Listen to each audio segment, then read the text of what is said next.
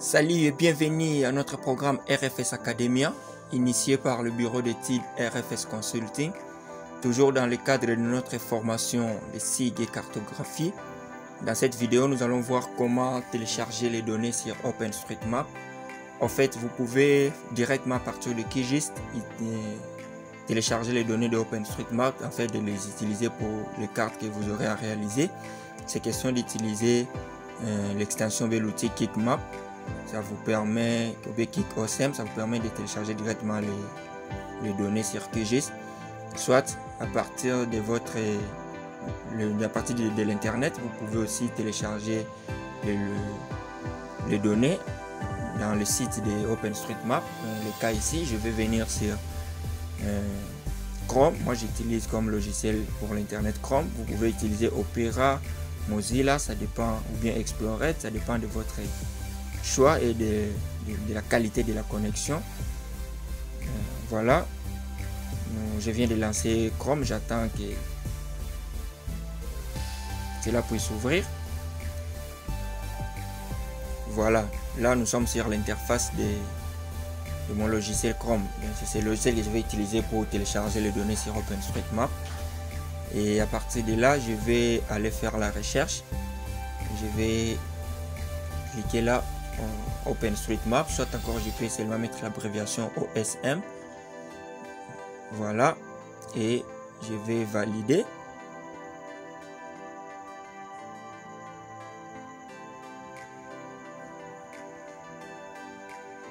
Voilà, nous avons là les résultats. Je vais choisir le premier résultat là, OpenStreetMap. C'est dans ce logiciel que maintenant je vais télécharger tout ce qui est comme les données géographiques. Donc j'aurai des lignes. Voilà, nous sommes là parce que c'est une zone où j'ai travaillé dernièrement. Je crois que ça doit être là, toujours vers la ville-province de Kinshasa. Et nous allons un peu faire parler de l'interface de ces logiciels, expliquer quelques outils et puis voir comment on peut délimiter une zone et puis récupérer les données géographiques de cette. Voilà, en ce qui concerne l'interface de OpenStreetMap, vous avez là zoom avant pour modifier la carte. Donc ça vous permet de zoomer et puis apporter certaines modifications. Vous avez là historique. Donc vous êtes sur un point, sur une zone, sur un objet, vous pouvez lire un peu quelque chose sur cet objet là. Et de l'autre côté, nous avons exporté. En fait, nous allons beaucoup plus utiliser ces boutons ou bien cet outil pour exporter tout ce que nous aurons besoin comme données géographiques de la zone que nous allons délimiter ou choisir. Et à part là, ici, nous avons recherche. En fait, ici, ça permet de rechercher un objet, un point ou une zone sur le globe ou bien sur la carte du monde. Voilà, donc je peux encore faire le zoom moins pour voir un peu comment ça se présente. J'ai dit, cela c'était un peu zoomé comme ça parce que c'est la dernière zone où je travaillais. Mais normalement, le logiciel présente le monde entier sous un plan un peu plane comme ça. Voilà. Et c'est question de zoomer jusqu'à votre zone, de la zone dont vous voulez récupérer tout ce qui est comme données géographique, le map. Et si je peux continuer avec l'interface, le droit d'auteur aide à propos de, vous pouvez lire quelques informations concernant ces logiciels. Et à côté, nous avons se connecter de là. Ça veut dire que vous avez un compte dans OpenStreetMap. Vous pouvez vous connecter, soit vous pouvez vous inscrire si vous n'en avez pas, afin de travailler avec votre propre compte. Et de façon verticale, là, nous avons quelques outils. Nous avons la zoom. Donc, ça veut dire vue rapprochée, ça veut dire que vous pouvez zoomer zoom plus. Là, nous avons zoom moins. Et la vue éloignée. Donc, vous voyez, dès que je clique là, vous voyez comment la carte. Et si je viens cliquer sur zoom éloigné, c'est vue éloignée plutôt dans zoom moins. Et là, en bas, nous avons affiché mon emplacement. Donc, ça permet d'afficher là où vous êtes par rapport à la carte. Et après ça, nous avons couches. En fait, ici, ce sont les couches disponibles. Là, nous sommes sur standard, donc nous pouvons choisir une autre couche de cartes. Par exemple, carte recyclable. Dès que je clique là, vous allez voir que même l'apparence de la carte ici a changé. Vous voyez, ça nous montre la carte avec les différents reliefs, cours d'eau et routes et autres. C'est la même chose. Donc là, si par exemple je clique sur carte de transport, donc ça veut dire ça me fait voir la carte des transports avec les différents transits, route principale, arrêt et autres. Je vais rentrer sur standard, c'est ce que nous allons utiliser. Et après cet outil là, nous avons la légende. Donc, dès que vous cliquez là, vous avez la légende qui vous indique les différents objets que vous avez sur l'interface. Là, nous avons partagé. Ça veut dire vous avez travaillé, vous avez fait quelques recherches et vous aimeriez partager vos résultats avec les autres. Ça veut dire c'est cet outil là. Et après ça, nous avons là zoomé pour ajouter une note sur la carte. Ça veut dire là, vous pouvez zoomer et puis apporter les modifications, ajouter quelque chose. Zoomer plus pour rechercher des objets. Là, ça veut dire vous pouvez zoomer pour rechercher un objet ou autre.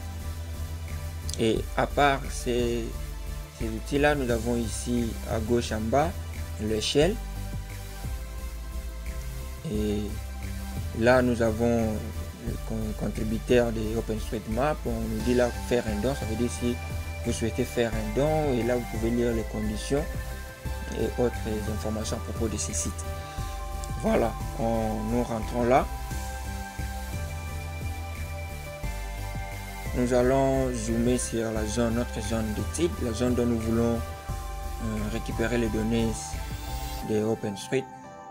Nous allons prendre au moins la zone de limitée à la demande d'un client qui veut publier un article scientifique. Alors, sa zone d'étude, c'est les quartiers Nandou dans la commune de Limité.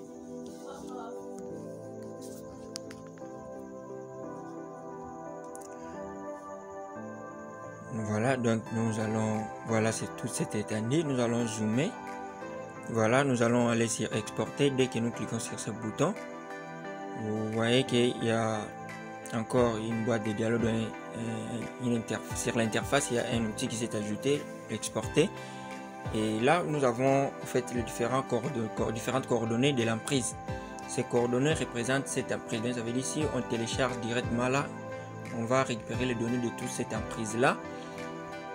Mais j'espère que ça sera un peu lourd parce que ça va peser. Et vous devez savoir que les logiciels ne permettent pas le téléchargement des données au-delà de 50 000 informations. De la zone que vous avez sélectionnée, si les informations sont au-delà de 50 000, cela ne sera pas téléchargeable. Voilà, alors au lieu de télécharger les données sur cette interface, nous aimerons choisir une zone spécifique de notre zone d'étude. Voilà, pour le faire, nous allons venir là, cliquer sur sélectionner manuellement une autre zone et vous voyez que le logiciel a délimité la zone. Maintenant, nous avons la possibilité de modifier ces cadrans, donc jusqu'à choisir notre zone d'étude. Voilà, je prends là, j'ai dit c'est dans le quartier Kingabwa, commune de Limité. Voilà, après avoir fait cela, je clique sur exporter et j'attends. Voilà, dommage, c'est comme j'ai dit. Vous voyez là, le logiciel nous indique que les informations que j'ai sélectionnées là dépassent 50 000, la limite prévue par ces logiciels. Donc je suis obligé de recommencer et choisir une zone plus petite. Donc ça veut dire que je peux répartir ma zone d'étude là en différentes parties.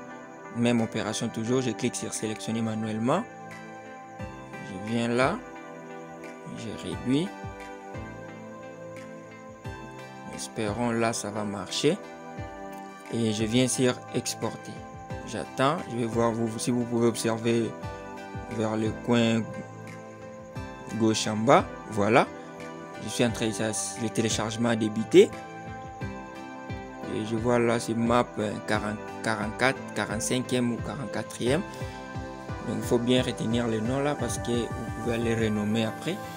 Et c'est que dans mon cas ici, ce que j'ai téléchargé va directement dans le dossier téléchargement. Donc je peux maintenant prendre l'autre partie. Donc Voilà. Une fois fini, je viens sur exporter. Si vous observez là, voilà, la partie est téléchargée. Donc j'ai fait ça jusqu'à récupérer les données de toute ma zone d'étude. Et après avoir fini, je peux maintenant aller utiliser tout ce que j'ai téléchargé là sur QGIS.